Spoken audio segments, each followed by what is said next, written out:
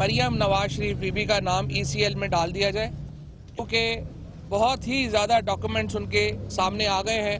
جس سے ان کی جو انوالومنٹ ہے اس سارے اسکیم میں، اس سارے اسکینڈل میں بڑی واضح ہو کے سامنے آئی ہے۔ اور اس لیے ہمارا اب یہ مطالبہ ہوگا وزارت داخلہ سے کہ اگر آپ $5 لاکھ کے اوپر ہم نے دیکھا تھا کہ ایمان علی کا نام جو ہے وہ اس کے اوپر رہا اور اب جا کے 2 سال بعد ختم ہوا، تو یہ جو کروڑوں اور اربوں روپے کی منی لانڈرنگ ہے یہ مریم نواز شریف صاحبہ کی اب، اور یہ جرمن اخبار کہہ رہا ہے کہ پاکستان کا ہم لوگ نہیں کہہ رہے ہیں یا کہیں کہ مخالف، تو اس لیے اب ضروری ہے کہ مریم نواز شریف بی بی کا نام جو ہے وہ ECL کے اوپر ڈالا جائے تاکہ وہ باہر جو ہے نہ چلی جائے اور پھر واپس آنے سے انکار نہ کر دے۔ دوسری امپورٹنٹ بات، آج جو مقدمہ جو ہے آج جماعت اسلامی کے جو وکیل ہیں وہ اپنے آرگومنٹس ابھی اس وقت جو ہے وہ کر رہے ہیں۔ ایک پہلی بات میں یہاں پہ یہ بھی کہوں کہ میں جج صاحب نے آبزرویشن دی ہے کہ باہر جا کے گالیاں دینا جو ہے یہ کوئی مناسب بات نہیں ہے، ہم اس کو بڑا اپریشیٹ کرتے ہیں، ہم نے پہلے بھی جو ہے وہ کبھی کسی کو غلط زبان استعمال نہیں کی ہے، آئندہ بھی جو ہے وہ نہیں کریں گے، لیکن اس مقدمے کی یہ جو PMLN آج کل میڈیا کے حوالے سے ہر ایک کو کہی جا رہے ہیں کہ میڈیا یہ کر رہا ہے، میڈیا پیسے لے کے کر رہا ہے، یہ کر رہا ہے، وہ کر رہا ہے، دانیال صاحب نے یہ کہا، یہ معاملہ یہ ہے کہ یہ میڈیا پہ ایک دباؤ رکھنا چاہتے ہیں کہ مقدمے کی پروسیڈنگز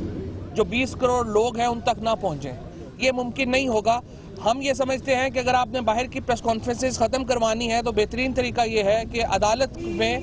اس کی لائیو جو پروسیڈنگز ہیں وہ دکھانے کی اجازت دے دی جائے تاکہ لوگ جو ہیں وہ خود ہی دیکھ لیں کہ عدالت کے اندر کیا ہو رہا ہے اور ان کو ہماری پریس کانفرنسز کی ضرورت نہیں پڑے۔ بہرحال ہم ایک سیاسی پارٹی ہیں اور ہمارا کام ہے کہ اپنے جو ووٹرز ہیں، ہمارے جو لوگ ہیں، ان کو ہر ایک اس معاملے سے باخبر رکھنا جو کہ اس وقت عدالت میں چل رہا ہے یا عدالت کے باہر چل رہا ہے۔ ہمارا یہ فرض ہے کہ ہم اپنے کارکنان کو، اپنے لیڈرز جو یہاں پر نہیں پہنچ سکتے ان سب کو باخبر رکھیں، اور میڈیا ہی ظاہر ہے وہ ایک وایا ہے، وہی ایک راستہ ہے جس کے ذریعے ہم سب کچھ یہ سب کچھ جو ہے وہ کر سکتے ہیں۔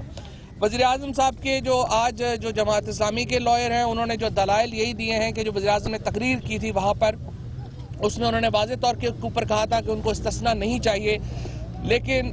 یہاں پر آ کے آرٹیکل 66 کا استحقاق یا پریویلیج پرائم منسٹر صاحب نے کلیم کیا، اور پھر ایک موقع کے اوپر جج صاحب نے بھی یہ آبزرو کیا کہ وہاں پر تو انہوں نے کہا تھا کہ ثبوتوں کے انبار ہیں جو کہ پیش کیے جائیں گے، لیکن یہاں پر آ کے قانونی ٹیکنیکلٹیز کے انبار لگ گئے لیکن ثبوتوں کے انبار جو ہیں وہ نہیں لگے۔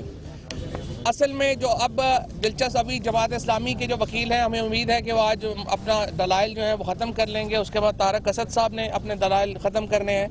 ہم اب دیکھ رہے ہیں سلمان اکرم راجہ جو حسین نواز شریف صاحب کے وکیل ہیں ان کے دلائل شروع ہوں گے کل سے، اور حسین نواز شریف صاحب کے وکیل کو یہ بات بتانی پڑے گی کہ انہوں نے جو 52 کروڑ روپے کا گفٹ نواز شریف صاحب کو دیا ان کے سورسز جو ہیں وہ کیا تھے، اور یہ روپیہ کہاں سے آیا،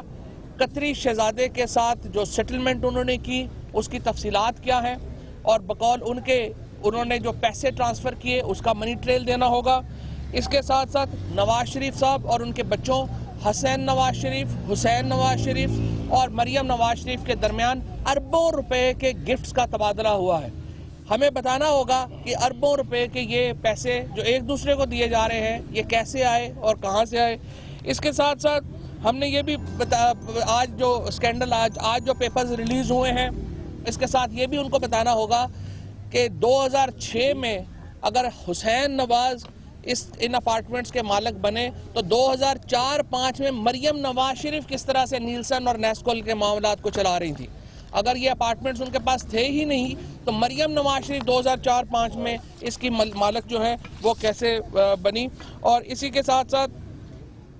یہ بھی بتانا ہوگا کہ مریم نواز بی بی نے کہا ہے کہ وہ دادی کی ڈیپینڈنٹ ہے